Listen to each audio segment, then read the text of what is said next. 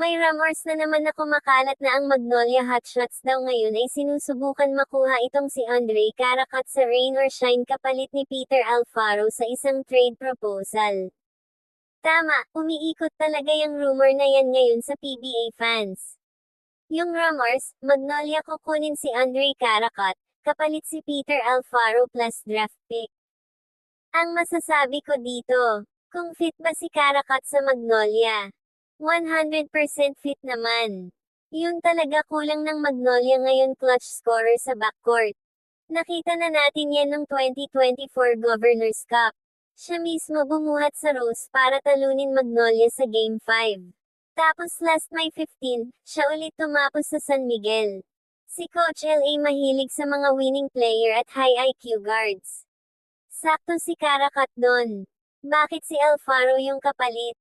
Kasi yun lang medyo tradable na yung guard ng Magnolia ngayon. Kakapirma lang niya ng 3-year deal noong August 12, 2025. Mura pa, may upside. Galing sa winning culture. Pero loaded pa rin ang backcourt ng Magnolia, na may Mark Barroca, Paul Lee, Gab Gomez, at Jerem Lastimosa. Kaya kung isusugal nila si Alfaro para kay Caracat, gets ko. Papayag ba ang rain or shine? Dito yung pinakamalaking tanong. Malabo. Si Caracat naka-extend na hanggang 2026 at isa siya sa mga pinagkakatiwalaan ni Coach Yengiao sa crunch time. Tinanggihan nga nila yung offer ng Blackwater na 2 players para kay Caracat. Bibigay nila yun for a third round rookie plus draft pick. Medyo malayo pa. Hanggang ngayon rumor pa lang ito. Wala pang official na trade report sa PBA or sa mga teams. Ang bottom line dito para sa Magnolia, go lang kung kaya. Immediate upgrade yan. Win now move. At para sa Rose, nope.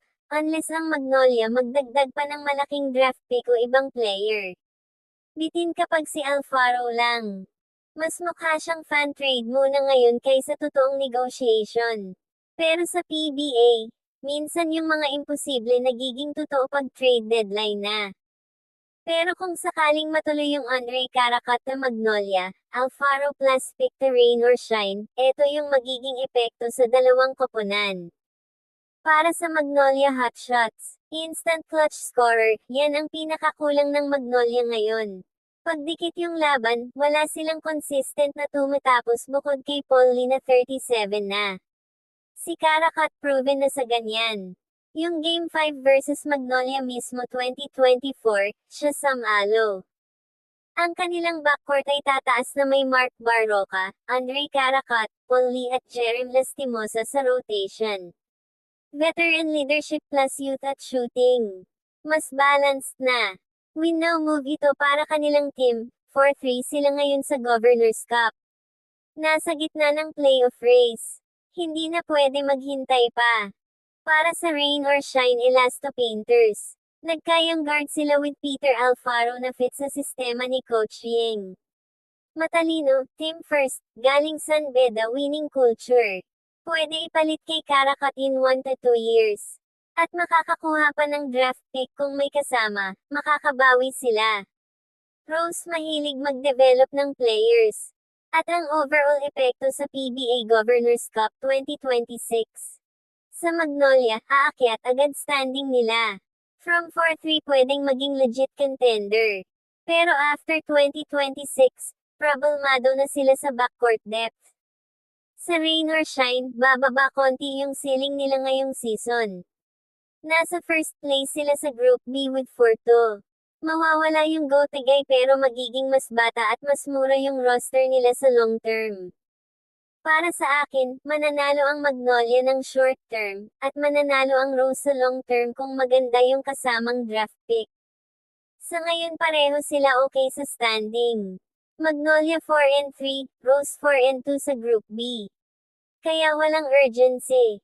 Ang pinakakailangan lang, magdagdag si Magnolia. Kung Alfaro plus isang second round pick lang, 99% hindi papayag ang Rose dyan. Pero kung Alfaro plus first round pick player, dun palang mag-iisip si Coach Yeng, dahil hindi naman ibibigay ng Rose ng basta-basta na lang, hindi naman sila katulad ng ibang independent team na basta na lang ibibigay ang kanilang mga player kahit pa alam nila na dehado sila. Sa PBA kasi, equal value dapat. Si Caracat proven winner na. Si Alfaro potential pa lang. Sa tingin mo anong dagdag pa dapat ibigay ng Magnolia para pumayag Rose? Isang first round pick sapat na kaya?